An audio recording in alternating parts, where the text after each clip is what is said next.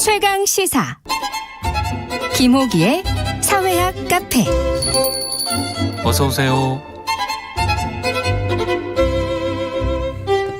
네, 뉴스의 이면에 있는 흐름과 우리 사회 큰 담론에 대해 이야기해보는 시간입니다. 김호기의 사회학 카페, 연세대학교 사회학과 김호기 교수 나와 계십니다. 안녕하십니까? 네, 교수님. 안녕하세요. 그 반지성주의, 오늘의 주제가 반지성주의인데 취임사에서도 나왔고 문재인 전 대통령도 이제 반지성에 대해서 언급을 해서 이게 미묘합니다. 네, 그래서 청취자들에게 잠깐 그동안에 이제 예. 좀 과정을 좀 말씀드리자면 먼저 이제 지난 주 10일이죠. 윤석열 대통령이 취임식에서 이제 반지성주의라는 다소 이제 전문적인 용어를 좀 썼습니다. 저는 뭐 이채롭다고 생각했습니다. 예. 왜냐하면 정치학이나 사회학에서는 이제 뭐 널리 쓰이는 개념이지만 뭐 취임사라고 하는 게 이제 국민 전체를 대상으로 하는 것이잖아요. 예. 그래서 좀 이례적이었습니다. 정확한 워딩은 이랬던 것 같습니다. 그러니까 문제들을 해결해야 하는 정치가 이른바 민주주의 위기로 인해 제 기능을 하지 못하고 있습니다. 네. 가장 큰 원인으로 지목되는 것이 바로 반지성주의입니다. 라고 이 윤석열 대통령이 그 이야기했고요. 그리고 조금 전에 말씀하셨듯이 이제 15일이죠. 예. 지난 일요일 문재인 전 대통령도 그 양산 사저 주변에서 벌어지는 반대 단체 집회를 두고요. 페이스북에 이런 글을 썼습니다. 집으로 돌아오니 확성기 소음과 욕설이 함께하는 반지성이 작은 시골 마을 일요일의 평온과 자유를 깨고 있습니다. 예. 평산 마을 주민 여러분 미안합니다라고 반지성을 언급했습니다. 그래서 전직 대통령은 반지성. 그다음에 현직 대통령은 이제 반지성주의를 좀 이야기한 뭐 이제 그런 이제 맥락에서 오늘 뭐 이 반지성주의가 뭐지?라고 이제 좀 궁금해하실 것 같아요. 민주주의 위기의 원인이 반지성주의다. 이제 현직 대통령 윤석열 대통령 그렇게 이야기를 했는데 반지성주의가 어디서 나온 말입니까? 미국 역사학자입니다. 예. 콜럼비아 대학 교수였는데요. 이 리처드 홉스테더가 1963년 미국의 반지성주의라는 책을 발표했습니다. 이듬해인 64년 퓨리처상을 받기도 했는데요. 그래서 1950년대 미국 정치와 사회에 대한 분석입니다. 예. 그러니까 이제 반지성주의를 좀 이렇게 규정을 짓자면 지식이나 엘리트들을 적대시하는 태도와 불신을 의미합니다. 뭐 이 교육, 철학, 문화예술, 과학 등을 경멸하고 조롱하는 태도로 이제 표출됩니다. 그런데 예. 이제 이 홉스테터 교수의 목적은 1950년대 메카시즘 광풍을 비판하기 위해서 그렇죠. 만든 그런 이 개념입니다. 이 책은 우리말로도 번역이 좀 됐죠. 됐습니다. 예.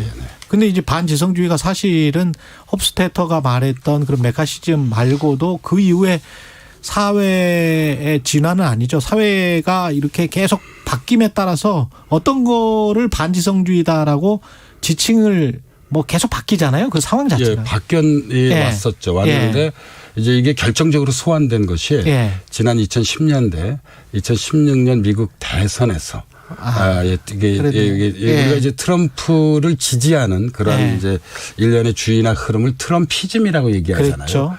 이제 이 트럼피즘이 반지성주의를 소환시켰습니다. 그때 그 열광적인 지지. 그렇게 볼 수 있죠. 그러면서 이제 상당히 극단적이고 백인 우월주의까지 가는 사람들이 있었잖아요, 거기. 맞습니다. 그래서 1960년대 이제 홉스테터가 얘기했던 반지성주의는 이제 지식인을 불신하고 적대시하는 태도를 의미했었다면 그러니까 이 트럼피즘으로 나타나는 이제 미국의 오늘날의 반지성주의는 이제 넓은 의미에서 반기득권주의, 그다음에 그렇죠. 반엘리트주의, 그리고 이제 백인 우월주의. 맞습니다. 이런 것으로 나타나게 되고요. 이 뭐 기성 그런 뭐 제도적 우리가 공론장이라고 그러죠.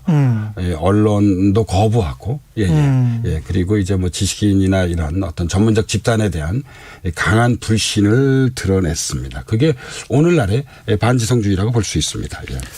그게 공명을 일으키는 부분이 분명히 한국에도 있긴 있네요. 있습니다. 그래서 한 가지만 더 말씀드려보자면 사실 이런 오늘날의 반지성주의는 한편에서는 포퓰리즘과 밀접하게 연관되어 있고요. 그렇죠. 그리고 이제 예. 다른 한편에서는 이제 우리가 포스트 추루스, 예. 이 탈진실 시대와 밀접하게 연관되어 있습니다. 그러니까 이게 특히 이제 탈진실의 관점에서 보자면 오늘날 객관적 사실보다 주관적 신념이 더 중요해지는 현상을 우리가 이제 탈진실이라고 얘기를 하는데 이 뉴스를 요즘 왜 보는지 라는 질문을 던져보면 그렇죠. 사실 사실을 발견한다기보다 신념을 확인하기 위해서 우리가 이제 뉴스를 뭐 듣거나 보거나 이렇게 하게 되죠. 예. 이게 이제 탈진실 어떤 그런 시대입니다. 그래서 반지성주의와 일맥상통한다고 볼 수 있습니다. 예. 어떻게 보면 지금 현재 반지성주의는 대중주의 그러니까 대중이 굉장히 교육을 많이 받아가지고 그 정도는 다 안다.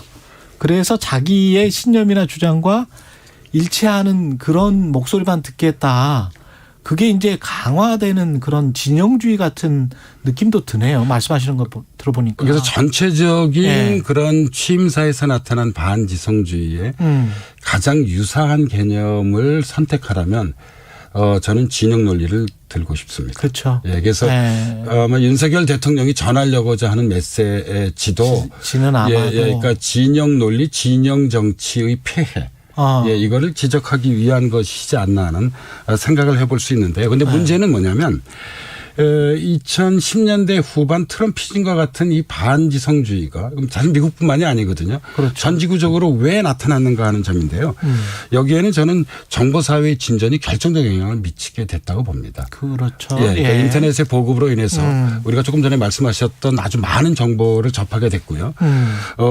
그리고 이제 어떤 정치적 직거래주의가 하게 됐습니다. 아. 예, 그러니까 여기 이 기존의 경우에서는 이제 국민들이 있고요. 예. 그다음에 이제 저쪽에 정치가 있다고 한다면 예. 그 사이에 대단히 중요한 역할을 했던 게 언론이었거든요. 예, 언론과 정당이었죠. 예. 근데 언론의 경우 보면은 그러니까 사실상 그 우리가 이제 포스트 추루스에서 볼 수 있듯이 예. 그냥 내가 가지고 있는 내가 이미 많은 정보를 가지고 있어. 인터넷을 통해서 일반인들도 갖고 예. 있거든요. 그래서 예. 그냥 그걸 확인하는 수단이지 거기서 뭐 새로운 사실을 발견하고 그다음에 뭐 예. 어떤 그런 판단의 기준, 그 프레임을 얻고 이런 것은 아니거든요. 그래서 이제 이런 정보사회 진전에 따른 정치적 직거래주의가 이 사실 반지성주의에 뭐 큰 영향을 미쳤다고 볼 수 있고요. 그게 좀 과도하게 되면은 예. 어떤 자기의 주장을 원해서 막 문자 폭탄을 보낸다 할지 전화를 많이 한다 할지 아니면 댓글을 때로 몰려다니면서 이제 댓글을 한다 할지 그러면서 막 욕을 하고 막 그러면서 어떻게 보면 이제 소통을 방해해버리는 그런 것이 될 수도 있겠습니다. 정치적 직거래주의라는 것이. 네, 그러니까 정치적 직거래주의의 다른 예. 이름이 이제 21세기적 포퓰리즘이잖아요. 그러네. 20세기적 포퓰리즘이 인기영합주의라고 한다면 예. 21세기적 포퓰리즘은 이제 정치적 직거래주의인데요. 여기 두 가지 방식이 있는 거죠. 예. 하나는 이제 전통적인 집회의 방식이 있습니다. 그러네요. 그리고 또 다른 예. 하나가 이제 정보사회 진전을 이 기초한 이 온라인 향의가 있습니다. 조금 전에 최 기자님께서 말씀하셨던 것이 예. 이제 온라인 향의의 방식이죠. 그러네요. 근데 이게 참 어려운 게 한편에서 보면 참여민주주의의 확장이라고 볼 수도 있고 그렇죠. 또 다른 측면에서 보면 사실 이게 민주주의를 위협하게 되는 왜냐하면 다양한 목소리를 공존하기 어렵게 하죠. 예. 그냥 물에 익사를 시켜버리는 것 같은 그런 느낌을 받을 때가 있어요. 그러니까 다른 목소리들이 분명히 있을 텐데 워낙 진영 논리가 강해서 그거 말고 회색지대가 사실 많은 게 세상 일 아니겠습니까? 예. 그래서 예. 이제 그 정치를 공부하는 제 입장에서 보면요. 그러니까 이런 정치적 직거래주의가 양면성을 가지고 있는 것 같아요. 한편에서는 분명 어떤 그런 참여민주주의가 강화되는 어떤 긍정적 부분도 보이고 긍정 있습니다. 부분도 있죠. 근데 다른 한편에서는 다원주의가 숨쉴 수 있는 공간을 급속하게 축소시킵니다. 그러니까 하나의 목소리로 통일시키는 거죠. 그렇죠. 예, 예를 들자면 정권 교체다. 예. 예를 들자면 검수완박이다. 그렇죠. 이렇게 되는 것입니다. 예. 그렇죠. 예, 언론중재법 통과다, 반대다. 예. 예. 그래서 이 민주주의의 상당히 위협적인 요소가 예. 되는 것은 분명한 것으로 보입니다. 그러나 이제 동시에 조금 전에도 말씀드렸듯이 또 다른 한편으론 민주주의의 확장을 보여주는 신호이기도 해요. 예, 그러니까. 그래서 이제 예. 어떤 권력에 대한 어떤 시민들이 적극적인 참여라고 하는 것이 제가 그냥 연구자의 관점에서 말씀드려보자면 예. 빛과 그늘이 현재 21세기에는 존재하는 것이라고 할 수 있습니다. 예. 이게 가장 극명하게 드러나는 게 저는 뉴욕타임즈 그 댓글란에 예. 에디터 스픽이라고 해서 편집장이 픽한 거를 바로 옆에다 두고 네. 또 추천 순위 높은 거를 바로 옆에다 두는데 우리처럼 네. 추천 순위 높은 거는 굉장히 좀 자극적이고 한 진영에 쏠려 있는 게 있고요. 에디터 스픽 같은 경우는 정보가 많은 게 또 있어요. 네. 근데 그거를 양쪽에서 다 보게 해주는 뉴욕타임즈의 이유가 저는 일종의 이제 그게 엘리티즘과 포퓰리즘이 섞여 있다라고 저는 보고 있거든요. 그러니까 어떻게 보면 공존할 수 있을 것도 같. 근데 이제 그런 지혜가 필요한 예. 것이죠. 예. 그런 지혜가. 그래서 사실 이런 정치적 직거래주의를 일방적으로 비판하거나 예. 일방적으로 저는 수용하는 것보다는 예. 이런 것들을 어떻게 좀 새롭게 전통적인 어떤 민주적 방식과 새로운 민주적 방식을 좀 공존시킬 수 있는 그런 새로운 어떤 방법 내지는 지혜가 필요한 것으로 보입니다. 예. 그러니까 현직 대통령 뭐 전 대통령 다 지금 반지성을 언급했다는 게 서로 간에 뭔가 좀 생각이 있긴 있는 거예요. 속으로는. 예. 그래서 제가 이제 네. 이 반지성주의라고 하는 말이 일주일 전에 네. 지난주 화요일 날 이제 우리 사회에 이렇게 그랬죠. 취임사를 통해서 아무튼 나타나게 됐는데요. 예. 그 이후에 지난 일주일의 반응을 이렇게 보면 서로 또 상당히 엇갈리는 것 같아요. 그러면 우리 사회에서 누가 정말 반지성이냐. 예. 그러니까 제가 이제 중립적 시각에서 이런 질문을 던져볼 수 있을 것 같습니다. 예. 보수가 반지성주의일까요? 아니죠. 예, 진보가 예. 반지성주의일까요? 그거 아닙니다. 아니면 예. 두 진영 안에 모두 반지성의 경향이 있는 걸까요? 예. 그게 있죠. 예, 그래서 저는 예. 이 방송을 들으시는 청취자 여러분들이 예. 한번 각자 판단해 보실 수 있을 것 같습니다. 예. 반지성주의 말고 뭔가 탈출을 하면서 우리가 타협의 정치, 화합의 정치로 가는 어떤 길이 있을 것 같은데요.